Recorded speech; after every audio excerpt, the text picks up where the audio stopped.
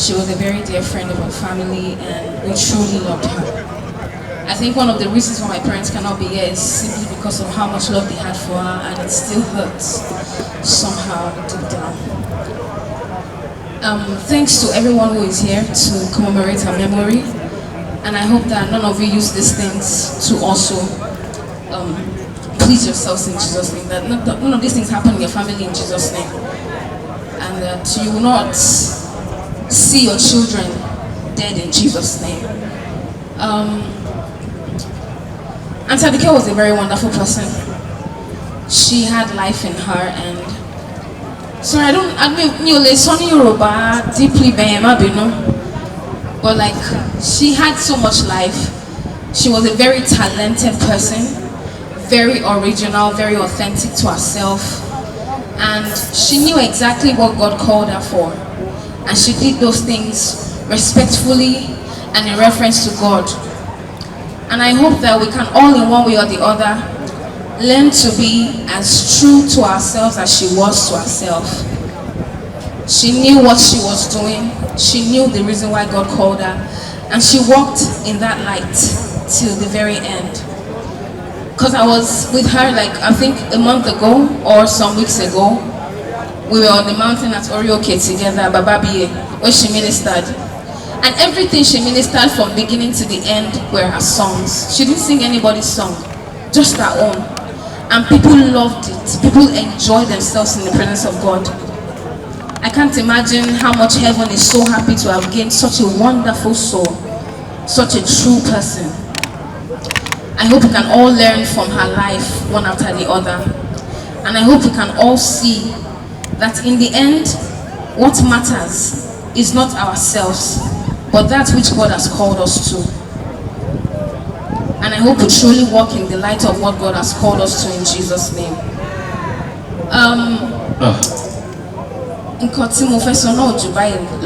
Thank you. You know, she's a legend. She was a legend when she was alive. Me tell my almost age mate Johnny Wa. Because I used to see her pay Ogo Agbalagba Olopolo o Aduke Gold. So eléyìí ó yẹ kó jẹ́ ẹ̀kọ́ fún ẹ̀yin tẹ́lẹ̀ ńkọ́ gospel. Àwọn tá à ń kọ́ jùjú sábà ṣe ra wa máa gbéra ṣé pẹ̀lú orí stage, yes or no, láì dẹ̀ mọ́. Màá pa àwọn ẹ̀mú ẹ̀ máa kọrin bú ẹ̀ àbí. Ṣùgbọ́n yìí ẹ̀ ń ṣe ẹ̀dánú síra yín, ẹ̀dẹ̀ ń bínú síra yín, ẹ̀ ń fúra yín poison jẹ́ ẹ̀kíra yín, ẹ̀ wá ṣe competition nínú gospel, ẹ̀dẹ̀ lẹ́ẹ̀kọ́ gospel. Ẹ wá o, Bíbélì sọ wípé ọ̀nà rẹ̀ yóò máa bí kíni o.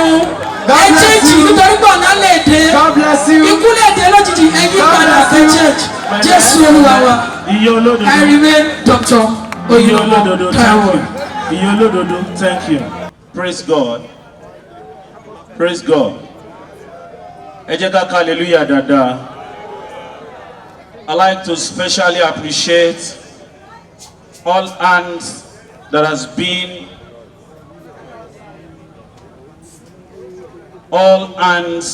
been on deck that this program must be a success. Thank you so much.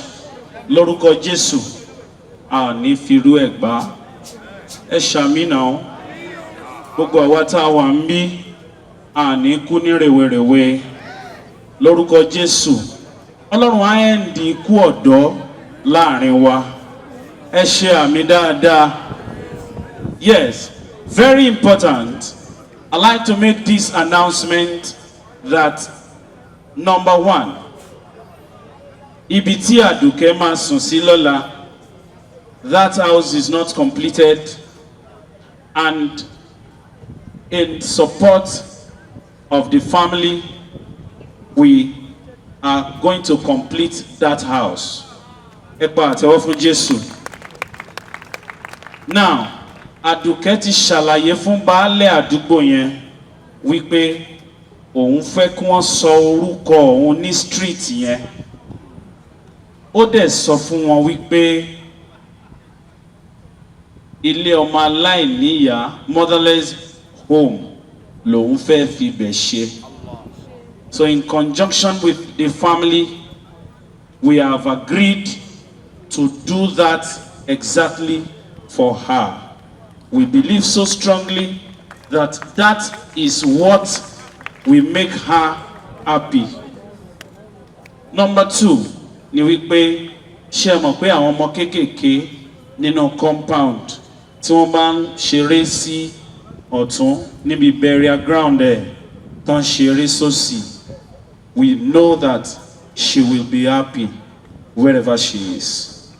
Lórúkọ Jésù àní firú ẹ̀ gbá.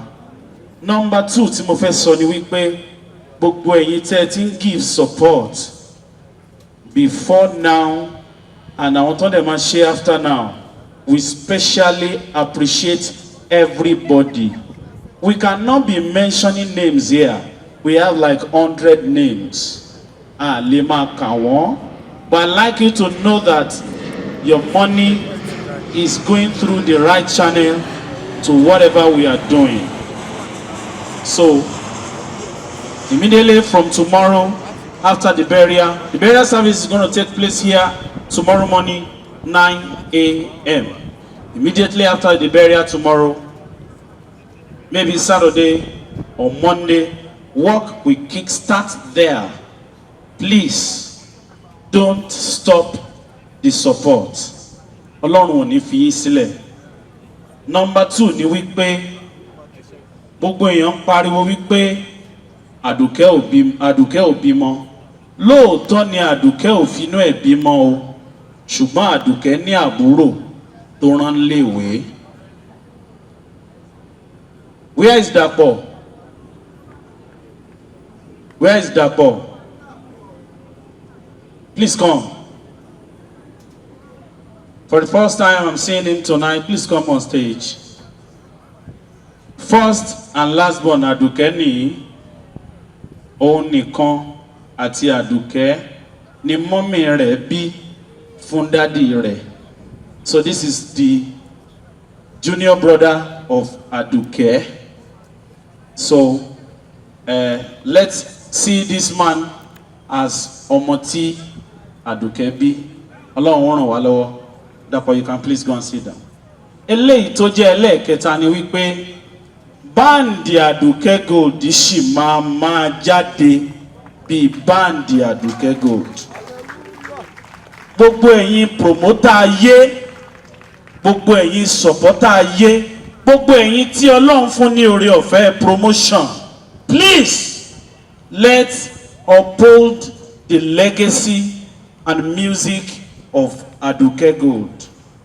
If they are going to produce any music now, it is going to be a music they have not produced. They will still sing. I was the one that stopped them. Lekon. They will still sing. So whatever we have come to do here, whatever support you have been doing before now, kò gbé o, kò dẹ̀ lọ lásán. Mo gbàdúrà lórúkọ Jésù, èmi àti yín àní fi kú lókìkí. Ó ṣàmì dáadáa. In the name of Jesus. Gbogbo àwọn àgbààgbà tí wọ́n wà mí. Bọ̀dáwálé Ọdúnlámì, I don't know you can come. I celebrate you. I've known Bọ̀dáwálé Ọdúnlámì for very long time. Bí wọ́n ṣe jẹ́ àgbàlagbà tó wọ́n wá. Thank you so much. Everybody la appreciate. Ẹ wò mí dáadáa. Tó bá tó àkókò, a máa sọ fún yín. Ṣé ẹ rí àwọn kan tẹ́ ẹ mọ̀ ní ìyá Aduke? Wọ́n ṣojú o, wọ́n dẹ̀ tún ṣẹ̀yìn. Àwọn committee wọ́n lè bí àmì ní witness. Àwọn tẹ́ ẹ mọ̀ ní ìyá Aduke, wọ́n dúró tì o. Ọlọ́run dẹ̀ ní dúró tì àwọn náà. Gbogbo ẹ̀yin tẹ́ ẹ fún wa lówó lórí ọ̀rọ̀ Aduke, lórúkọ Jésù, ẹ ní mọ ibi tẹ́ ẹ ti mú. Ọlọ́run á dúró tì wọ́n. Kí ni mo sọ? Mo lọ́lọ́run ní dúró tì wọ́n. Ẹ má bínú. I've just been managing myself. I don't want to talk. Please, gbogbo ẹ̀yin tẹ́ ẹ ti ń dúró ti Aduke, Ọlọ́run á dúró tì yín o. Gbogbo ẹ̀yin tẹ́ ẹ wá bí yìí lálẹ́ yìí, ikú tó ń jà káàkiri kò ní wọnú ilé yín. In the name of Jesus. Thank you so much. God bless you. Celebrate praise in the life of our daddy, Apostle Niyi Peters. Lọ́jọ́ tó bá kú kí ló máa já kàǹtì ẹ̀. Kò ń ṣe GTP ló fi bá kàǹtì ẹ̀. Ìkan tó bá yẹ ṣe ni mò ń sọ rìpọ́ọ̀tù ẹ̀. Heaven and earth kọ́rù máa lọ rìpọ́ọ̀tù ẹ̀. bó fẹ́ kọ̀ọ̀kan wá kúrò lọ́jọ́ kan ọ̀gbẹ́ni mẹ̀túsẹ̀lá wá di sítórì lọ́jọ́ kan òun gbomi lójú ọ̀run òfin ayé lẹ́kùn ayé òkìbá nìkan ló máa padà bá ẹ lẹ́kùn òun ló fọlọ́run òtún ṣiṣẹ́ fọlọ́run you are deceiving yourself rojú ọlọ́run I'm not cursing you òótọ́ ni ó kóró you cannot bribe God wọ́n bí ẹ̀dá mátúwò a word is enough for the wise tó bá létí tó gbọ́dọ̀ tẹ́mi sọ ọmọ ọlọ́run tó bá létí. I deliver the word o heaven is my reward o I empty myself to fill me with another word lọ́jọ́ tó bá kú kí ló máa jẹ́ káàntì yẹn ayé ọ̀pọ̀ tí wọ́n mú àwọn là ń báyé ṣe ayé ti padà sẹ́yìn àwọn là ń táyé ṣe àdàbí ọ̀run à ń sáyé di tuntun àkódọ̀tí mọ́rùn àwọn ń sáyé di funfun àti gbàgbé pé kò sí kọ́tà mú wáyé kò sí kọ́tà máa mú padà kí ló máa jẹ́ profit yẹn lọ́jọ́ tó bá padà you are just existing you are not living you are not doing what heaven is expecting ọmọ ọlọ́run pátá gbogbo wa ti ń báyé lọ ìlú ìparun gbogbo wa ti ń báyé kọ àti fọ̀nà sílẹ̀ inú igbó láti ṣeré àti gbàgbé ọ̀run àwọn sọjà dílé bọ̀dọ̀ pẹ́ bóyá wà á lè fún wọ́ọ̀dù yìí gbogbo nǹkan tó pẹ́ kó jọ ọmọ ẹjẹ́ ti wọ́ọ̀dù yìí kò dẹ̀ ní báyìí dọ́rùn gbogbo oríṣiríṣi wọ́ọ̀dù yìí ó máa wá rántí pé fire rap ti sọ wọ́ọ̀dù yìí before I drop the mic mi ò wá ṣeré mi ò dẹ̀ wá jà sí ọ̀run nílé ayé lọ́jà mo wo ní ayé mo mi rí fáyé ilé ayé asán tí gbogbo wọn sáré lé ṣáyé yìí dùn ní kọ́sìkò yé mi tó bá ṣe bí tèmi ọ̀run nílé mi kí ló mú wá sáyé kí ló máa mú lọ àwọn tó bá láyé ikú ti mú wọn lọ ṣèyí tó ní ṣe ọ̀run retí yẹ iṣẹ́ tó bá ṣe òun lọ́run máa sọ fún ẹ bí rere ló bá mọ̀ dákun máa ṣe bí ká ló bá mọ̀ rántí pẹ̀sán máa ké apanilẹ́kúnjayé ọjọ́ kan ó máa ké tó bá sọ̀rọ̀ ni mo mọ̀ fún ma ọ́ tiẹ̀ wọ́n ti bá ẹ sọ́pọ̀tì náà ó ti di fọ́ọ̀tì yẹ tó bá fẹ́ wọnú inú ayé ló ti máa sọ tiẹ̀ kọ́rọ̀ ẹ má padà dàbí ìyàwó mọ̀dá lọ́ọ̀tì yẹ kò ṣe bẹ̀rù wọn tó bá wọn máa rìpọ́tù ẹ wọ́n dẹ̀ máa di Somebody scream sọ́pọ̀tì yẹ. Jesus. Praise God. Somebody scream Jesus. Jesus. Somebody scream Jesus. God bless you, my brother.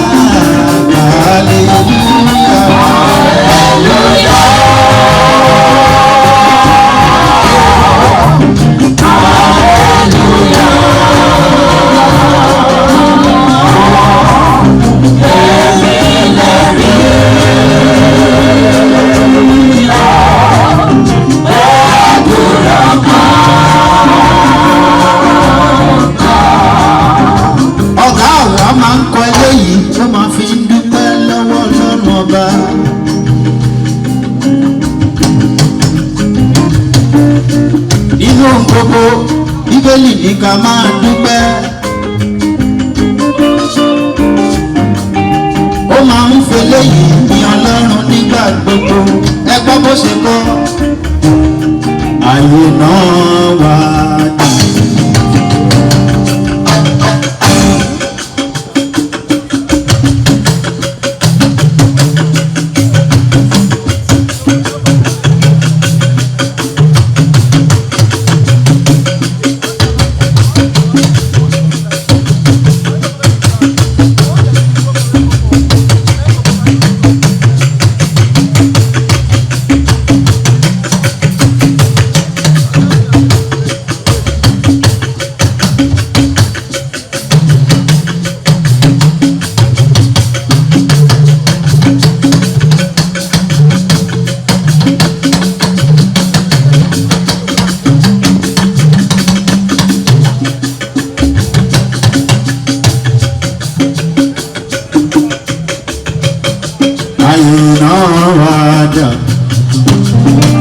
kan máa dúpẹ́ oore kì í máa wò ó níran àyè náà wá.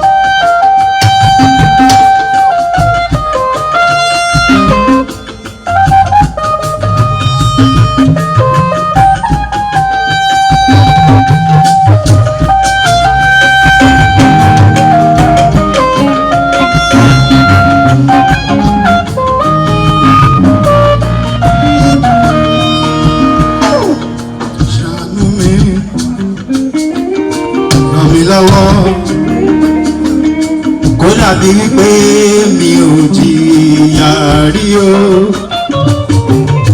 ṣàánú mi ràn mí lọ́wọ́ kó dàbí wípé mi ò jìyà rí o ṣàánú mi ràn mí lọ́wọ́ kó dàbí wípé mi ò jìyà rí o wípé mi ò jìyà rí ṣàánú mi ràn mí lọ́wọ́ ó dàbí wípé mi ò jìyà rí o. Aṣá máa gbọ́ lọ́hùn ga ni. Máa sunkún láti òní dọ̀la ẹni tó kú ti kú.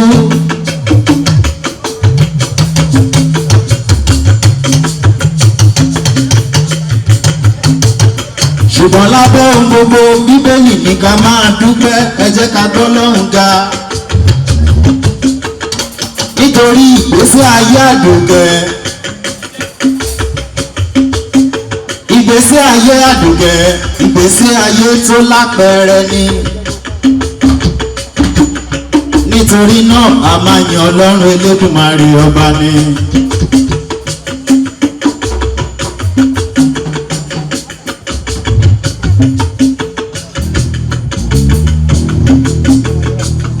Lẹ́yìn Jésù kò sẹ́nìkan. Ọba mímọ́ lọ́ba tí mò ń sìn. Lẹ́yìn Jésù kò sẹ́nìkan o. Alágbára mo mọ orúkọ rẹ̀. Lẹ́yìn Jésù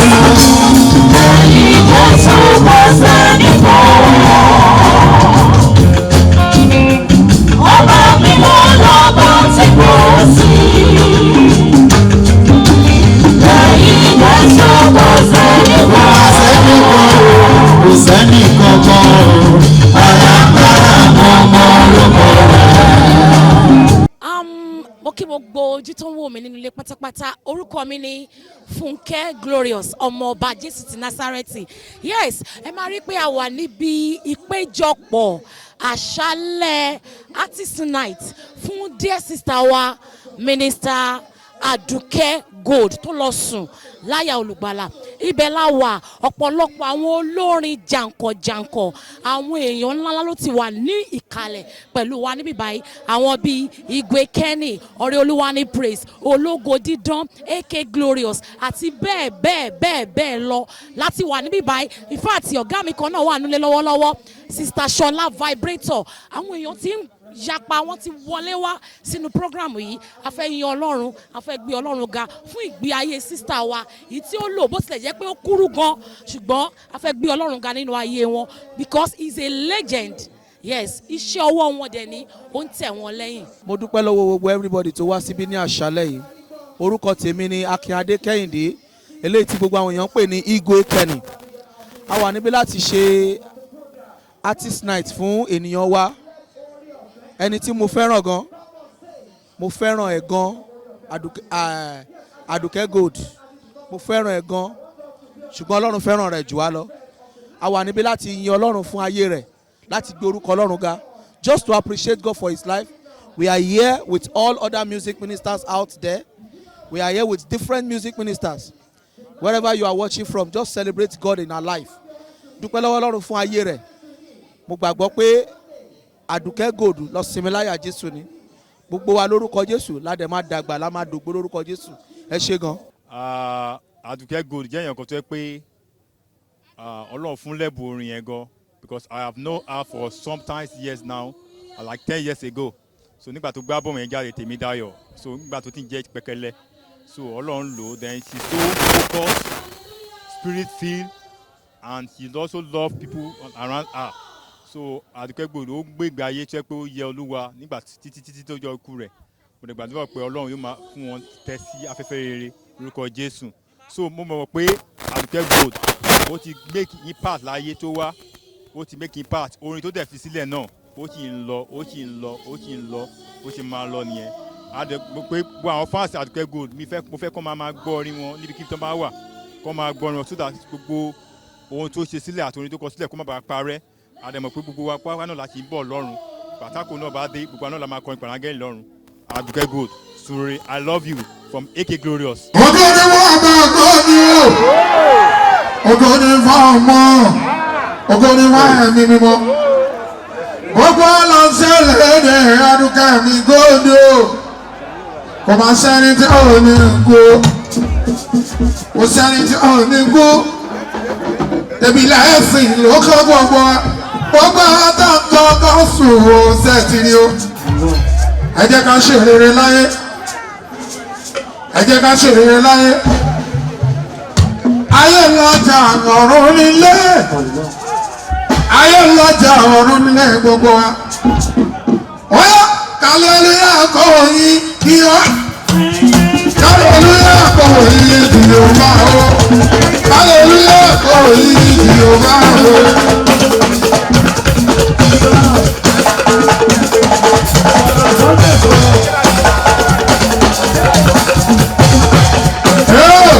Gbogbo ọ̀la ṣẹlẹ̀ lórí Aduke Gold.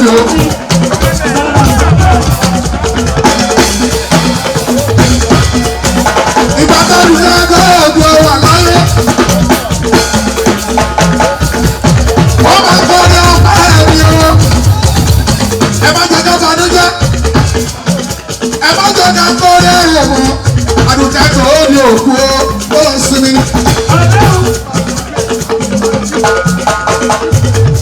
Ìkàlẹ̀ ẹlẹ́yà àti dábà, ìjọ ìlẹ̀ ń sọ̀rọ̀ gbogbo ẹja.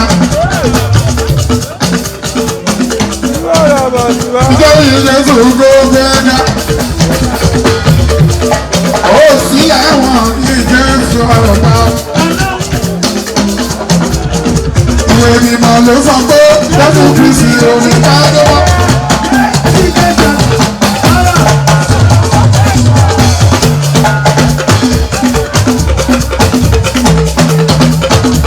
Ìwé mímọ́ ló sọ pé onídàúrà sílẹ̀ kẹ́lẹ́ wájọba, onídàúrà sílẹ̀ kẹ́lẹ́ wáyé òde.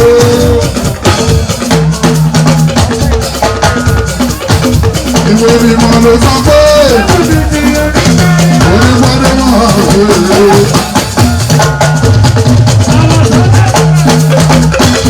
Àtàdùn kẹ́ni gbé òtílé, òun lẹ́kẹ́ yàrá ìgbé. Oníṣẹ́ àdúgbò nígbà ó ti dé, òun lẹ ti rí ẹ. Tẹ́bílẹ̀ ẹ̀sìn ló kọ́ gbogbo ẹ̀jẹ̀ káde. Kèrèrè ṣeré ṣeré. Ó àdúgbò orí kan gbà ó pèlè tẹ̀sí ẹni ṣòfò ó. Èrò gbé ẹjọ́ ẹ̀rọ àrò.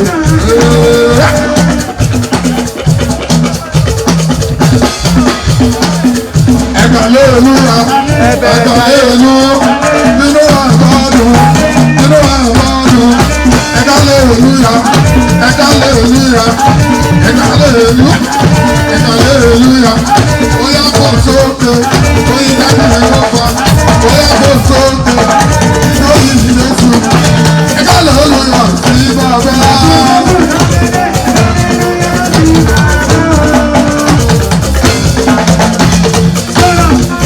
Hallelujah, sí bàbá. Hallelujah, sí bàbá. Èmi náà wí ẹ́, èmi náà wí ẹ́, èmi lọ wá Jésù. Èmi náà wí ẹ́, èmi náà wí ẹ́, èmi náà wí ẹ́. Àdùkẹ́ dé, òbí lọ́yọ̀. Hallelujah, káàdì dé. Hallelujah, káàdì dé. Hallelujah, káàdì dé. God bless you. Oh, God bless you.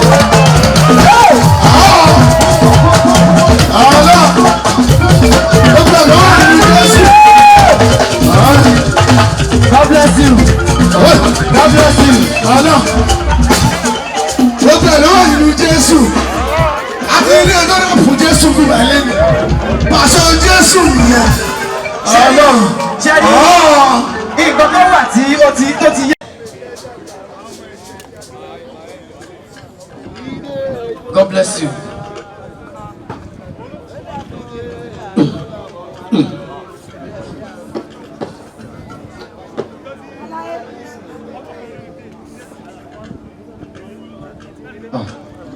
Ẹ jẹ́ yẹ kí Funke Ajíbóyè kó máa múra sílẹ̀ lẹ́yìn Glorious Twins. God bless you. Ajíbóyè. Praise the Lord. Let's praise the living Jesus wherever you are. Can you just lift your hands to Jesus and say, Lord, I thank you.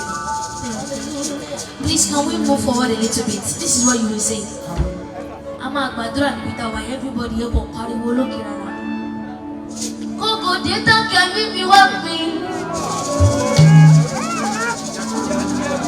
Láíláí kò gbọ́dọ̀ ṣẹlẹ̀. Kókò dé tán kẹ́mí mi wá pín. Láíláí kò gbọ́dọ̀ ṣẹlẹ̀. Láíláí má gbọ́dọ̀ ṣẹlẹ̀ o. Láíláí kò gbọ́dọ̀ ṣẹlẹ̀. Kókò dé tán kẹ́mí mi wá pín. Láíláí kò gbọ́dọ̀ ṣẹlẹ̀. Ọ̀pọ̀lọpọ̀ èèyàn ni wọ́n kú ṣáájú ògo. Can you pray very well? Shout. Ọ̀pọ̀ ló kú tókò wọ́n bá dé tán. Bàbá jẹ́ ó ṣẹlẹ̀ sí bí Ọlọ́run mi. Láíláí kò gbọ́dọ̀ ṣẹlẹ̀. Ẹkún kíkorò mẹ́ta lèèyàn sùn láyé. Ẹkún òwúrọ̀, ọ̀sán àti àṣálẹ́. lórí ọkọ lórí aya lórí ọmọ àtẹ̀bí mi. Mama Jésù kú kíkorò. Can you lift up your hands? Láíláí kò gbọ́dọ̀ ṣẹlẹ̀. Láti ọwọ́ yẹn lókè dáadáa shout. Láíláí kò gbọ́dọ̀ ṣẹlẹ̀. Kòkò dé tán pẹ̀lú ìwà òfin. Láíláí kò gbọ́dọ̀ ṣẹlẹ̀. Ọlọ́run máa jẹ ṣògo dànù. Ọlọ́run máa jẹ ṣògo dànù. Ọlọ́run máa jẹ fògo tọrẹ. Ògo tó dá mọ́ mi à ń lò dálẹ̀. Ọlọ́run ṣàánú mi. Ọlọ́run máa jẹ ṣògo dànù. Ọlọ́run máa jẹ fògo tọrẹ. Ògo tó dá mọ́ mi à ń lò dálẹ̀. Ọlọ́run ṣàánú mi. Má gbàgbé pé borí bá ṣe tó ló ṣe máa ń fọ́ olórí, bó bá ṣe lógo tó ló ṣe máa lógun tó. Ìṣìwà kékeré ló lè jáde bọ́ látòkè.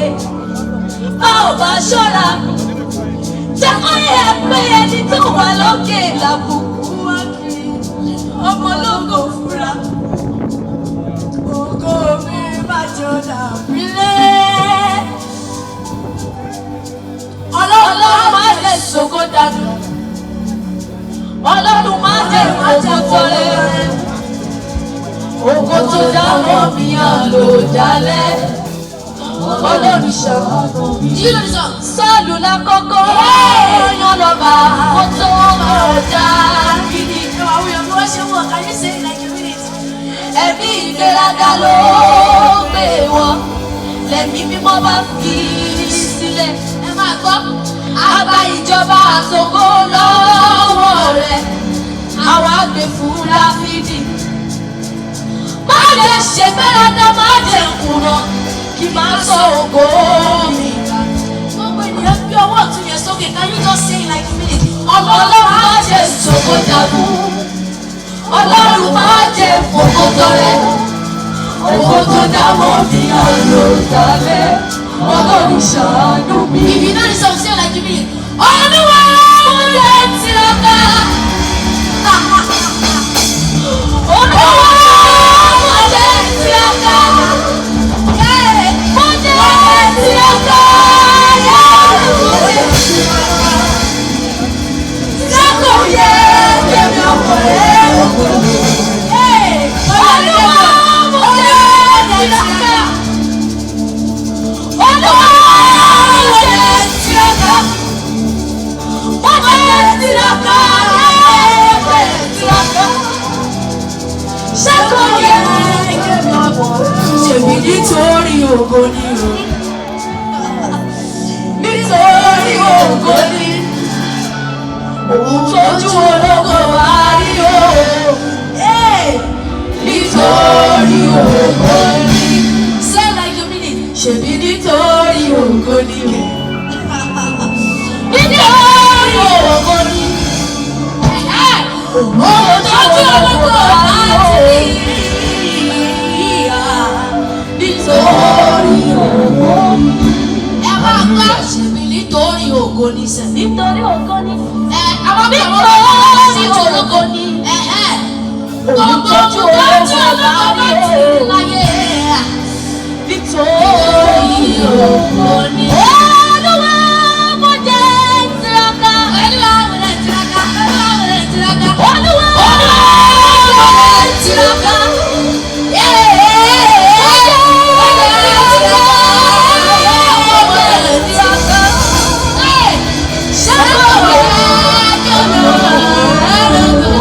This is one of our songs I love most. Olúwa mo jẹ́ tiraka. For the last time, say like a minute. Olúwa mo jẹ́ tiraka. Mo jẹ́ tiraka. Mo jẹ́ tiraka. Ṣé o yẹ kékeré ọmọ rẹ̀ lò? Thank you so much. The glorious twins. God bless you. More grace and anointing in Jesus' name. Amen. Yes, before the next artist come on stage, which is Funke Ajiboye, please come on stage. There's something I want to tell us tonight. Ẹ mọ̀ pé mo sọ fún wa lẹ́ẹ̀kan wípé irú ìpéjọpọ̀ báyìí a nílò ká pe ara wa padà. Àwa tá a jẹ́ òǹkọrin ẹ̀mí ó dàbí eré ni kì í ṣeré sà. Àwọn àgbààgbà olórin wà ń bí. Ṣé tí wọ́n bá pè wá pé wọ́n ti ẹ̀kànlẹ̀kùnlé wa pé ó yá ìpè ti dún lónìí, ǹjẹ́ ọkàn wa balẹ̀ pé a lọ jọba pẹ̀lú bàbá? Ẹ jẹ́ kí ìbéèrè yẹn kó máa ró lọ́kàn gbogbo wa lẹ́yọ kọ̀ọ̀kan. Funke Ajiboye, gbogbo wa ni mò ń sọ kó máa ró lọ́kàn wa pé ṣé tí ìpè bá dún báyìí ṣé ọkàn wa balẹ̀ pé a máa bá bàbá yẹn jọba? Ojú òní tiwa. Yes, Funke Ajiboye, over to you. Then ẹ jẹ́ kí bàbá Ìṣẹ́gun kó máa múra sílẹ̀ bí Funke Ajiboye wọ́n ṣe ń perform lọ́wọ́. Ojú òní tiwa. God bless you. Hallelujah.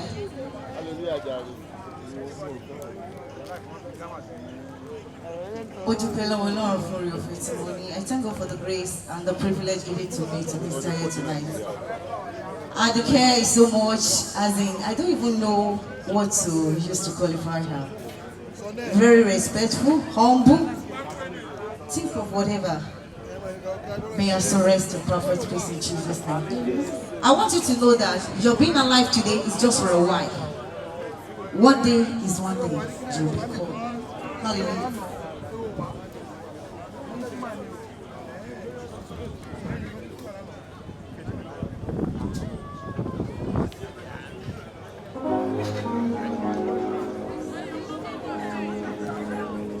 It's just for a while. It's just for a while. Hallelujah. Hallelujah. Lo and behold, we lost a legend. But me fẹ́ come on, bí àwọn aláìgbàgbọ́. Yes. She lived a fulfilled life. I don't want us to mourn. We want to praise God. We want to praise God. Hallelujah. Mo rẹ̀ wá sí ọ̀dọ̀ rẹ̀, wọ́n tẹ́wọ́ sọ tàdáríjì, tàwọn bá máa ibi rẹ̀. Ó ní ẹ̀yin áńgẹ́lì dídán lódùmúra. Kí gbogbo yín júbà tẹ́wọ̀ ojú rẹ̀ ní gbogbo tó bẹ̀rẹ̀ báyé tí ń lọ. Iṣẹ́ rẹ̀ yóò máa yé, iṣẹ́ rẹ̀ yóò máa yé. Ìbùkún fún Olúwa ọkọ mi.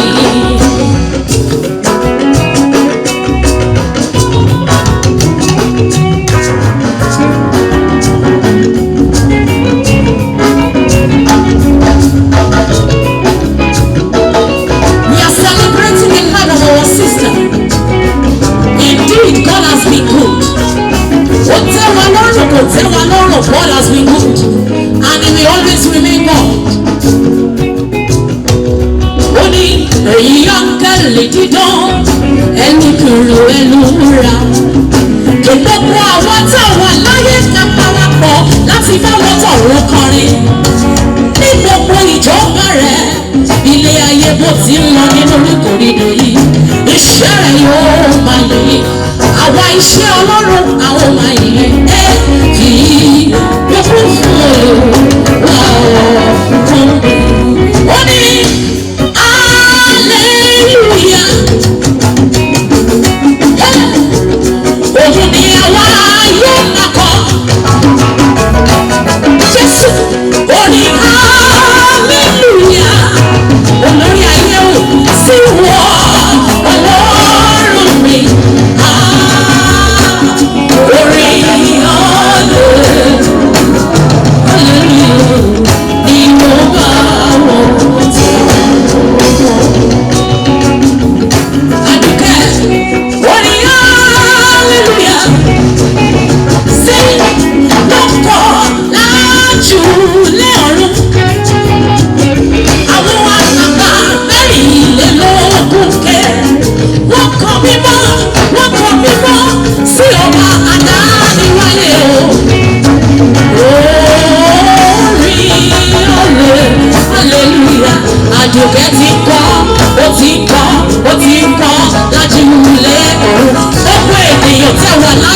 sọ̀rọ̀ sókè hallelujah ó lè gbé ọwọ́ yẹn méjì sókè níbi tó wọ yẹn náà orin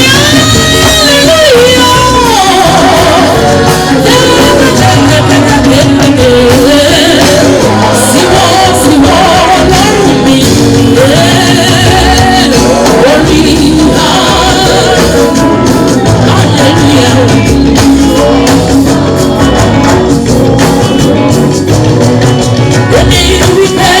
hallelujah it's okay ayọ̀ ló jẹ́ pé mo ti rí dáríjì gbà níbikíbi tí mo bá wá máa fún ìyá jẹ tí wọ́n níbẹ̀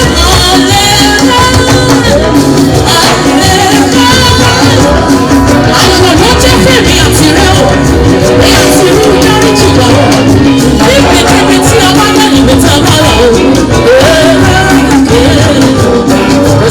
kò séwu Jésù.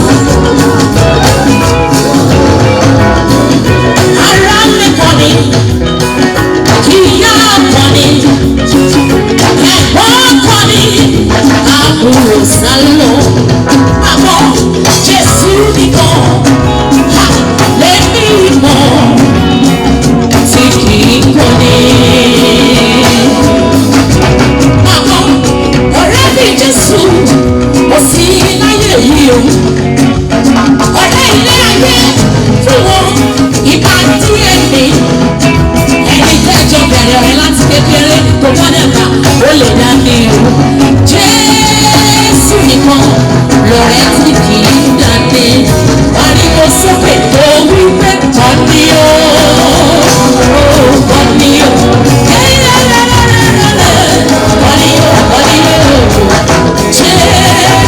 Jésù nìkan lórí lẹ́ni mọ́ tí kì í.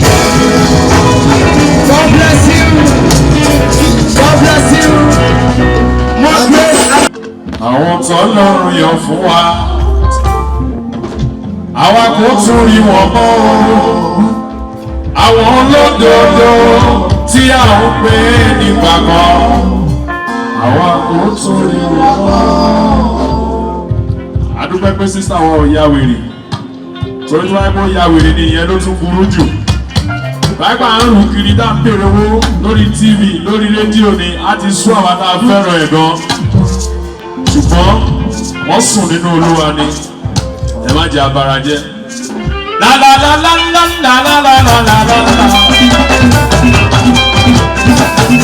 má bàánú jẹ́.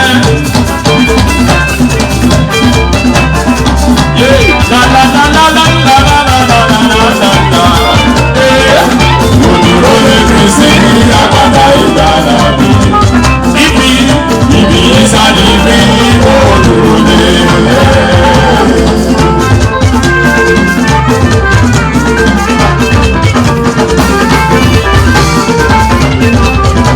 ẹ má ṣe jẹ́ ká bànújẹ́.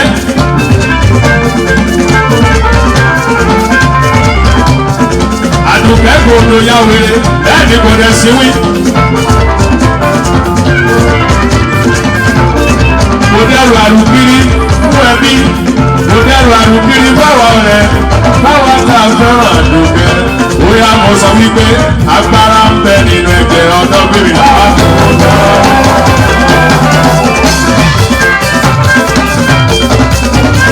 Ló bá ṣú ọ̀fun ẹ, ló bá wò pé agbára bẹ nínú ẹ̀jẹ̀ ọ̀dọ́ àgùntàn. Ẹ ká jọdún ìlú ọgbẹ́, ẹgbẹ́ pínlẹ̀ pẹ́sọ̀fù àti lélẹ́yìn. Ẹgbẹ́ àkọ́dá ẹ̀dá. Ọjọ́ àkọ́kọ́ tí mo máa ní tílì Àdùkẹ́ gold. Lọ́dọ̀ bàbá ṣe bí ọba lẹ́yìn tó mínísítà tán, ó dẹ̀ sọ̀kalẹ̀ pẹ̀lú ìrẹ̀lẹ̀. Ó wá ya fọ́tò pẹ̀lú wa, àṣẹ last fọ́tò tájọ́ máa ya nìyẹn. Agbára ń bẹ nínú ẹ̀jẹ̀ ọ̀dọ́ àgùntàn. Agbára ń bẹ nínú ẹ̀jẹ̀ ọ̀dọ́. Agbára ń bẹ nínú ẹ̀jẹ̀ ọ̀dọ́. Ó bẹ nínú. Bóyá o máa ṣe ọlọ́run ògbójú.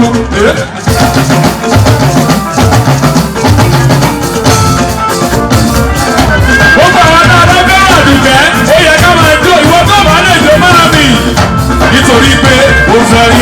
ta lẹ́nu. Wọ́n ló tán ṣe kó pe Jésù ó ṣe ya wèrè. Ó ṣe o, ó fẹ́ rí wọ́n ṣe ta lẹ́nu. Sórí ìgbàgbọ́ lèmi tẹ́lẹ̀ Sátánì.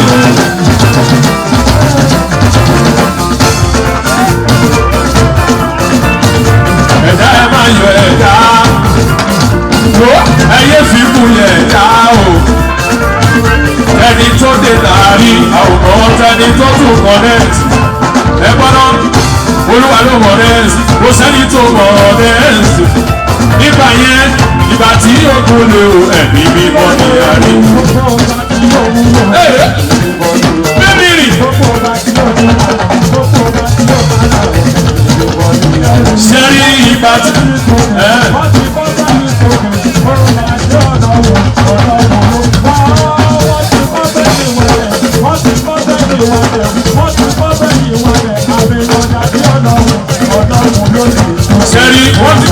Sẹ́ẹ̀tìrì wọ́n ti kọ́ fẹ́ gbé wa lẹ̀, wọ́n ti gbé wa lẹ̀, wọ́n ti fẹ́ gbé wa lẹ̀ òòtọ́ lọ́rùn tó lè sókè ẹ̀yìn ìgbà tí ẹ ṣe.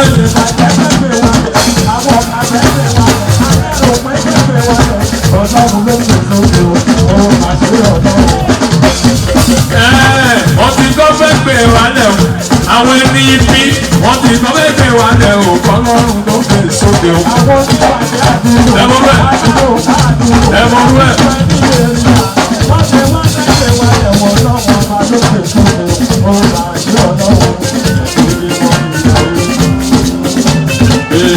Ẹ wá sọ wípé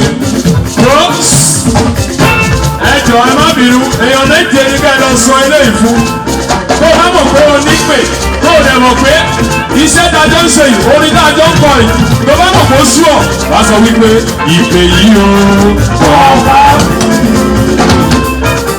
alphabet àti ibẹ̀ ẹ ṣe ṣẹ́tìrì ìpè àdùnkẹ́ o ọba mi. ṣoṣù òfin lọ́jọ́ tí mo kọ́ ọ rí ó yà mí lẹ́nu ṣùgbọ́n afẹ́ ọ Jésù Kristi fẹ́ ọ jù wá lọ ìpè àdùnkẹ́ yìí o ìṣèpè àtẹnujẹ ìpè ọ̀rẹ́ tìǹkìnà ìṣèpè àtẹnujẹ bóyá mo dúpẹ́ bíbí náà bóyá ẹ fògo fún bàbá lóde.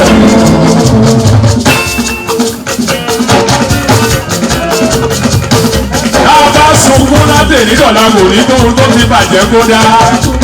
Eléyìí ò tiẹ̀ wá bàjẹ́, ó sùn láyà olùgbàlà ni. Ẹ gbogbo dúpẹ́. Nítorí wípé òun lọ́pẹ́ yẹ.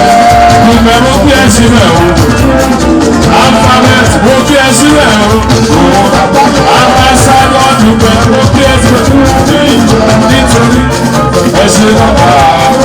Gbogbo àwọn ọmọ mi tí àwa yíyan lójú bàbá o. Ẹgbẹ́ mi dé mẹ́ta o. Àwa yíyan o. Àwa yíyan lójú bàbá o. Bóyá Ọlọ́run ó ṣe. Ohun táyà retí o. Wọ́n rí gbọ́. Wọ́n ti ṣe wọ́n ní káyéfì. Ìrètí ọ̀kadà sórí wọn níṣojú àwa gbogbo kọ́mítì ẹni tọ́rọ̀ yẹn máa yẹ. Mo bá yín kí olóore Ọlọ́run ó ṣe náà Ọlọ́run ó ṣe owó máa yẹ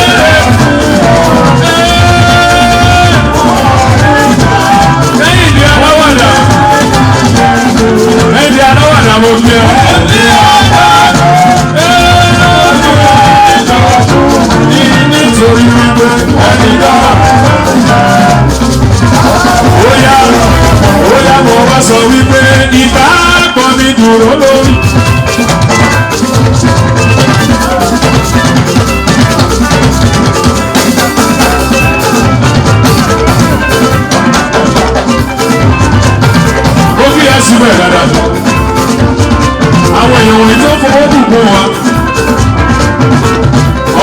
tún wà lò.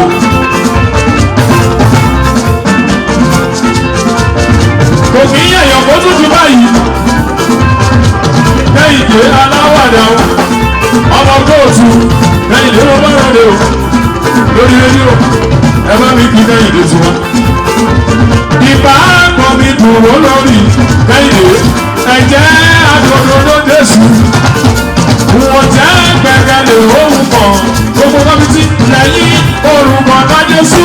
Òkúrò lè pè sàpáàtà, ilẹ̀ mi ìrọ̀ ìyọrin, ìyọrin mi, òkúrò lè pè sàpáàtà, ilẹ̀ mi ìrọ̀ ìyọrin mi. A round of applause for these wonderful people.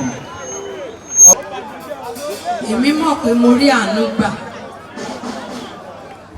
On stage, band boys, band boys. When peace like a river attended my ways, when sorrow like seas billows roll. Can you join me, please?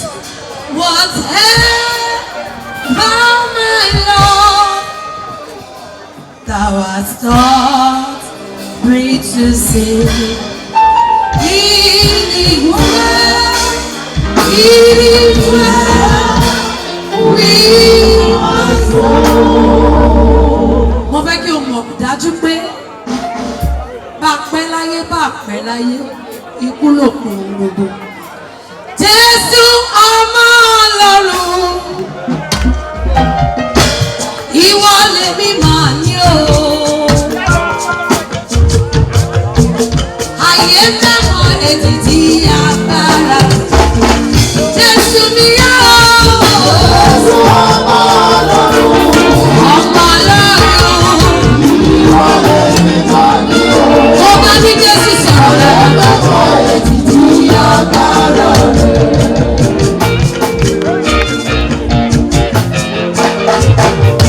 Jésù mi ọmọ Ọlọ́run.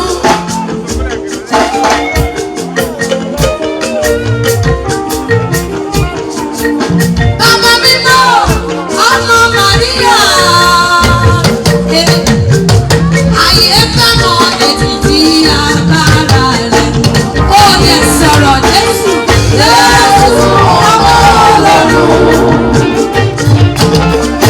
Ìwọ lè mi mọ̀ ní o. Ayé fẹ́mọ̀ ètìtì agbára rẹ̀. Ó yá gbọ́ ilé yìí. Ikú tó mú Àdùkẹ́ lọ kò ní ká má kọrin. Ó ní nínú ohun gbogbo ká máa dúpẹ́. Àmọ́ mo fẹ́ kó o sọ ilé yìí. Àwọn tó náà dàgbà sọ mi sọ́ọ̀rì ya. Bàbá lówó kẹrù kí wọ́n ṣubú lọ.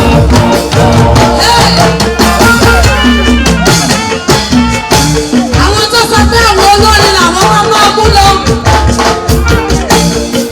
Tọ́bí tó bá ṣe ń kọrin inú bí àwọn tó náà dàgbà sọ mi sọ́ọ̀rì ya. Bàbá lówó kẹrù kí wọ́n ṣubú lọ. Ó yá bọ́ ikú ò sí o, àìsàn ò sí o, àwọn àtàwọn ọlọ́run ìṣe lára lè gbogbo ìwọ sí o. Sọ̀rọ̀ sókè!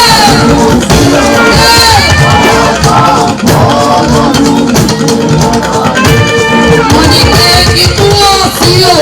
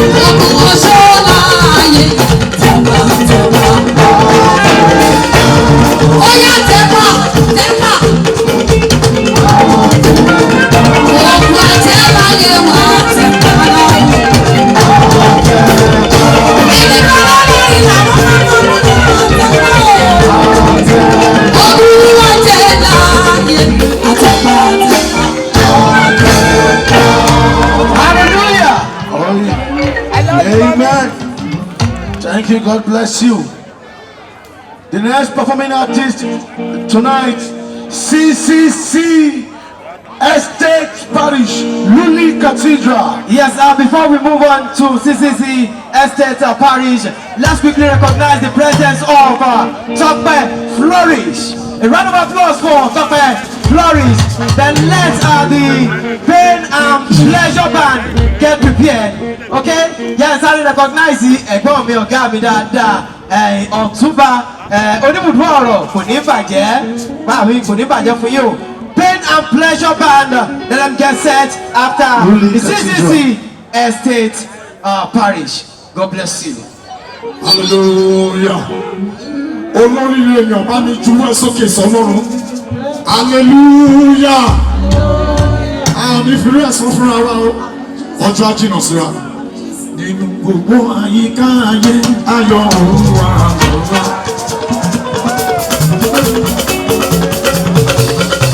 Ìyá ọlọ́run ní ọmọ wa lẹ́yìn mi o. Lórí àdùnkẹ́ ni mo ṣe ń dúpẹ́. Ọpẹ́ ló yẹ fún lọ́run. Ọpẹ́ ló yẹ ká máa dá. Kò fọ́ lójú, kò yá lọ. A ò gbẹ ní títì. Àdùnkẹ́ ṣèwọ̀n tó lè ṣe wọ́n ti wọlé. Gbogbo àyíká ayé ayọ̀ ìyá ọlọ́run ní ọmọ wa lẹ́yìn ọwọ́ sókè ìjọ ẹ̀ka bí borí ọjà ọ̀gá kan lórúkọ ọlọ́run ọba sí àgbẹ̀pẹ̀ lórí àdúgbò nínú ọlọ́run olúwa ó sì omi kúrò. Bàbá mi, ògo ọlọ́run ní wọ́pọ̀. Ìdúró ọ̀nà ọ̀tọ̀. Ẹni tó bá gbẹ́kẹ̀lé. Yóò sì ní ìdára. Akẹ́kọ̀ọ́ mi ò lẹ́kọ̀ọ́. Abẹ́rẹ́ àwọn ọlọ́run ní ìgbẹ́. Amágbègbè. Túbọ̀ ògbọ̀. Àtàwọn mímọ́ rèé. Àtàwọn mímọ́ rèé. Olúwa kàmí lọ́wọ́. Àdùkẹ́ àtàwọn mímọ́ rèé. Sọ̀rọ̀ ọ̀tọ̀ bẹ́ẹ̀. Ó sọ bẹ́ẹ̀.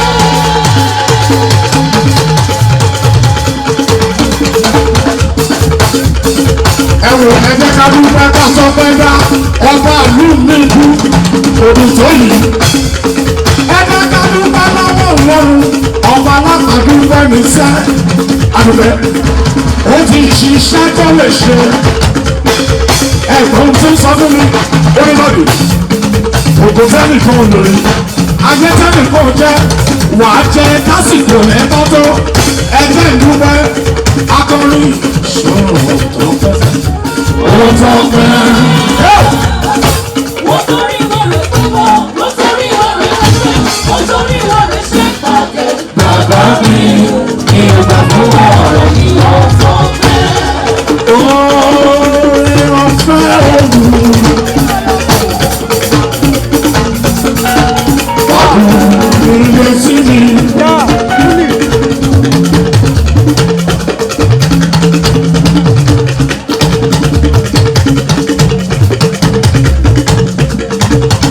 Okòrè ló pa orúkọ ayé lòpọ̀ pẹ̀lú ọ̀rẹ́ ọ̀fẹ́sà ìgbẹ́jọ́lẹ̀ adúgbẹ́ Jésù gbogbo ayé ọkùnrin pẹ̀lú ẹ̀wọ́ ìlú ìrọ̀lọ́.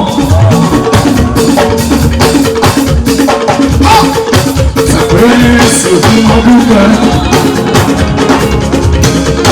Ele apagou Ele louco Ele disse É mura É mura É mura É mura É mura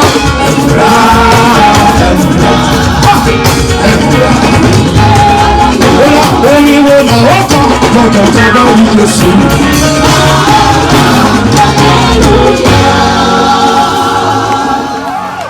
Orí ọ̀fẹ́ tí Ọlọ́run fún Àdùkẹ́. Because she has done her own part and she has made a lot of impact. Ẹ jẹ́ ká gbà pé bí Ọlọ́run ṣe kọ́ tí ẹ nìyẹn.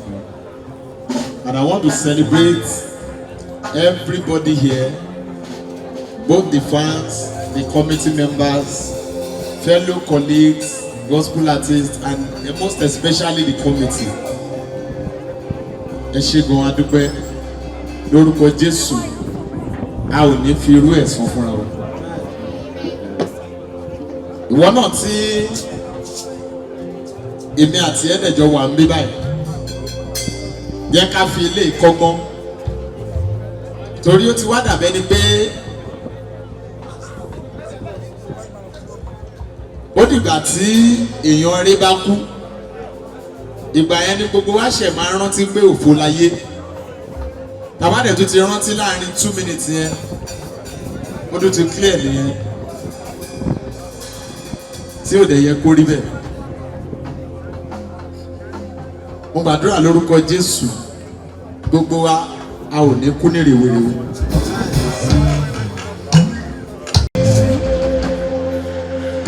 Àdùkẹ́, Olúwa fẹ́ ọ, Olúwa fẹ́ ọ,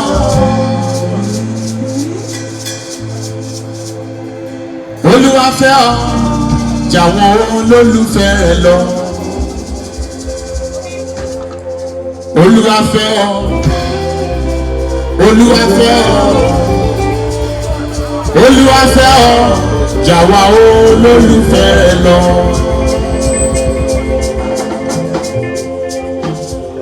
Olúwa fẹ́ ọ, jàwọn olólùfẹ́ rẹ lọ. Àdùkẹ́, Olúwa fẹ́ ọ, ó fẹ́ ọ, Olúwa fẹ́ ọ púpọ̀ púpọ̀, Olúwa fẹ́ ọ, jàwọn olólùfẹ́ rẹ lọ.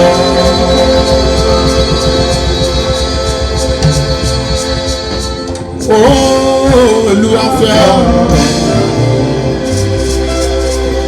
Olúwa fẹ́ ọ, Olúwa fẹ́ ọ, jàwọn olólùfẹ́ rẹ lọ. Nígbà mìíràn tí ẹ̀dá bá kú, ènìyàn á ní kò yẹ kó lọ lákòókò tó lọ. Especially tó bá jẹ́ ní tá a fẹ́ dénúdénú. Nígbà mìíràn tí ẹ̀dá bá kú, ènìyàn á ní kò yẹ kó lọ lákòókò tó lọ. Bẹ́ẹ̀ a ti gbàgbé pé ewé kan ò lè bọ́ lára igi, bọ́lárùn mi kò bá mọ̀ sí i. Olódodo ò lè kú lórí ilẹ̀ ayé lọ, bí Ọlọ́run mi kò bá mọ̀ sí i. Ẹ̀bẹ̀ tó yẹ ká bẹ̀ ni wípé kálẹ̀ sàn wá òwúrọ̀ lọ. Olúwa fẹ́ ọ, jàwọn olólùfẹ́ lọ. Àdùkẹ́ gold. Olúwa fẹ́ ọ, ó fẹ́ ọ, Olúwa fẹ́ ọ púpọ̀ púpọ̀, Olúwa fẹ́ ọ, jàwọn olólùfẹ́ lọ.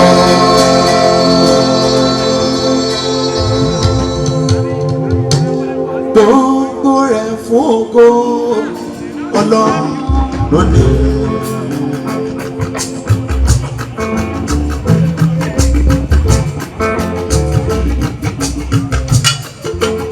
Gbogbo rẹ̀ fún ògo.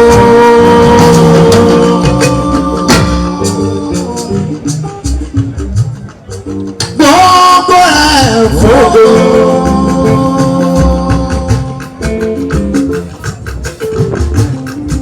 Gbogbo rẹ̀ fún ògo Ọlọ́run lónìí.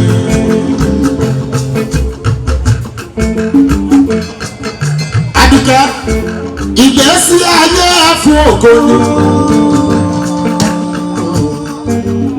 Bó tilẹ̀ jẹ́ pé kò pẹ́.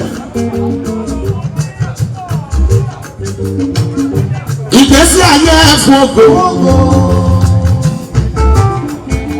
ibi tó ń lọ fún ògo Ọlọ́run ni.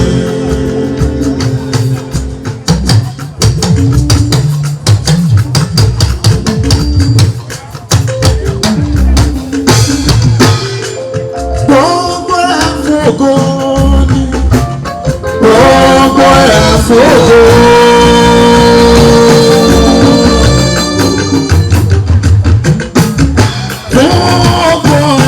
Ni o gbogbo ẹ̀ fògo.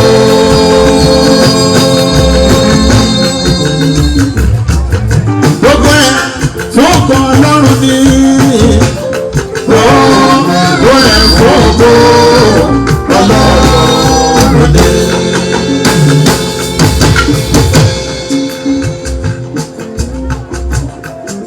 Èdìdì kan wà nínú ẹkún.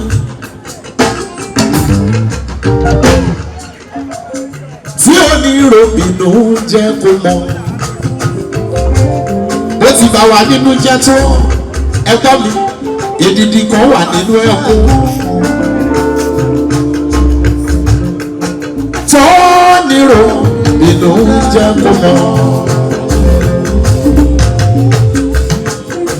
Ọmọ Dáfídì òtítọ́ bani lọ́kàn jẹ́. Sì máa ń mú ni rárò kan ṣùgbọ́n bẹ́ẹ̀ bá kíyèsí bẹ́ẹ̀kún bá gbọ́ sórí ahọ́n bí a bá ti tọ̀wọ̀ ó máa ń kún fún iyọ̀ a kún fún adùn bá a bá ń sunkún omijé ni ṣùgbọ́n tẹ́ ẹ bá kíyèsí tó bá bọ́ sórí ahọ́n wa a taste salty. Ìtumọ̀ ẹ̀ ni pé ohun tó wà lẹ́yìn ẹkún yẹn àwa ò kàn mọ́ ni ayọ̀ ni o. Bọ́lọ́run bá ṣí wa lójú báyìí èmi mọ̀ pé ní díẹ̀ tó lò láyé yẹn á wà pẹ̀lú ọmọ ẹgbẹ́.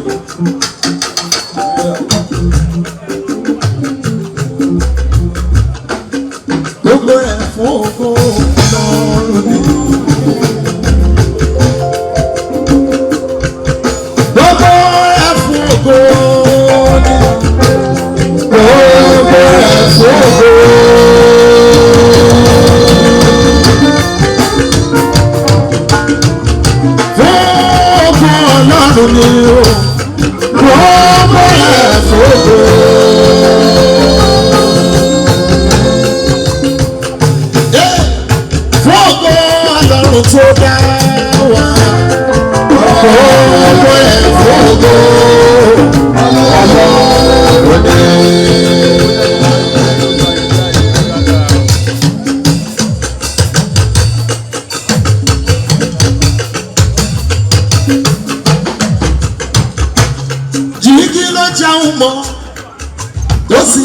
Yé mi pé ohun gbogbo tí àgbà ń ṣe làwọn wèrè lọ́kọ̀ọ̀kan.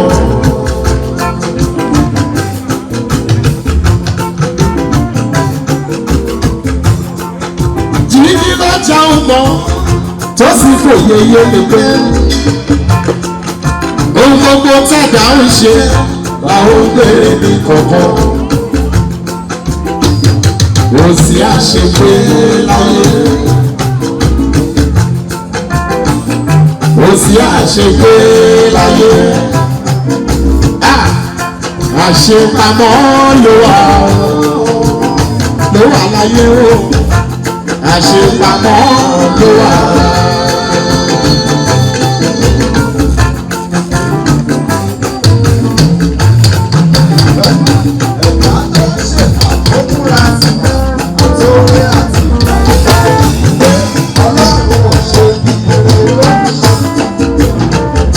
Ìwọ náà máa ronú ayé ẹ bí o ti ń gbọ́gbọ́ mi. Owó lo ní tó ń jọ ẹ́ lójú, òkìkí lo ní tó ń jọ ẹ́ lójú, sọ́ọ̀rì ni wọ́n mọ̀ ọkọ̀ tó ń jọ ẹ́ lójú.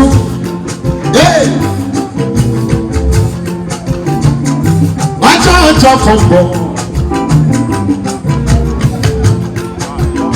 tẹ́wé ń bọ̀ wá sọ́kò kò sí àṣepé láyé ó sí àṣepé láyé láyé ó sí àṣepé láyé àṣepamọ́ ló wà àṣepamọ́ ló wà ló wà láyé ó àṣepamọ́ ló wà.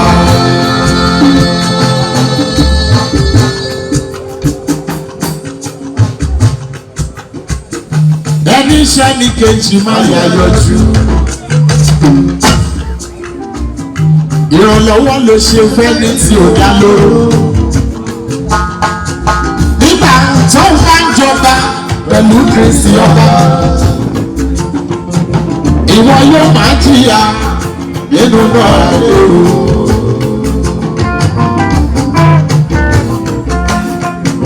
onígbàbí fàlàyé kò ní bẹ̀rẹ̀ tọ́lọ́bí oníṣojú ìṣáájú bọ́mọ́ ni ọ̀ ti ṣe máa rò pé kò rí ọ lọ́jàwọ́ nínú ibi Olúwa fẹ́ ọ Olúwa fẹ́ ọ Adùkẹ́ kò Olúwa fẹ́ ọ jàwọ́ olólùfẹ́ lọ. ṣùgbọ́n ẹni bá ń ṣe rere nílé ayé bàbá.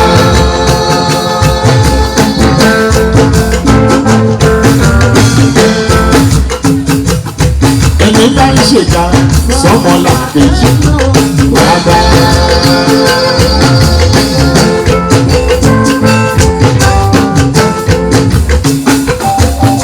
àti orí àti ká ìkan kì í gbé bàbá.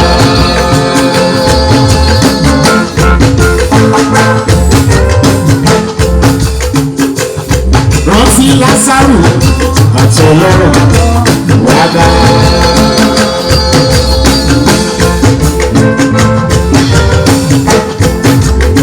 ẹ lọ rántí kémi láti tì wọ́n ṣe wàdà. nígbà tí ọlọ́run láti sùn àrùn ojú àrùn.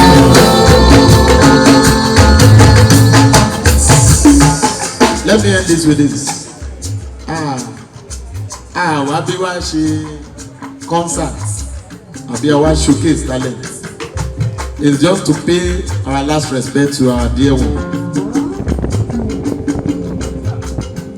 Ìgbésí ayé ẹ̀dẹ̀ jẹ́ ẹ̀kọ́ fún wa torí kò sẹ́ni tó mọ̀ gbà tí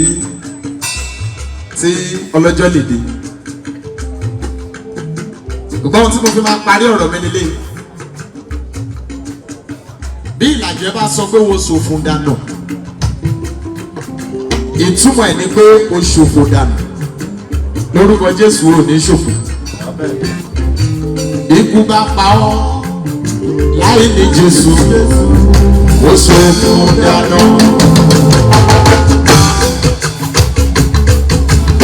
tètè máa ronú sí báyìí bí ikú bá lọ pa ẹ́ láì ní Jésù á jẹ́ pé ó kàn wáyé asán ni ikú bá pa ọ́ láì ní Jésù ó ṣòfò dànù.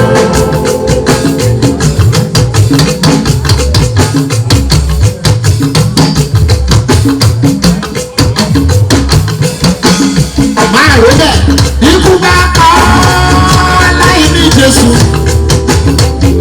ó ṣòfò dànù láyé ikú bá pa ọ́ láì ní Jésù ó ṣòfò dànù.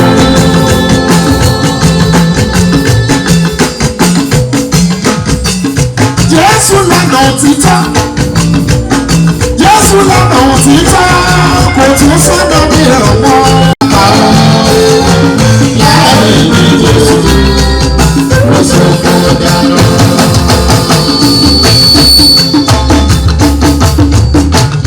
Wọ́n bá sọ fún Àdùkẹ́ pé lọ́jọ́ tó ń kọrin ní artist night bàbá àràbíwélé in the last 20 years pé tó bá pé 20 years àwa náà máa péjọ ọkọ tiẹ̀ báyìí kò ní gbàgbọ́ àwa tá à ń sọ̀rọ̀ yìí náà ọlọ́run jẹ́ kọjọ́ pẹ́ ẹnìkan náà ló máa tún wá dúró báyìí ló máa gbọ́. bí fún bá lọ pẹ́ láì ní Jésù ṣé ló kàn wáyé àsán bí fún bá pa ọ́ láì ní Jésù ló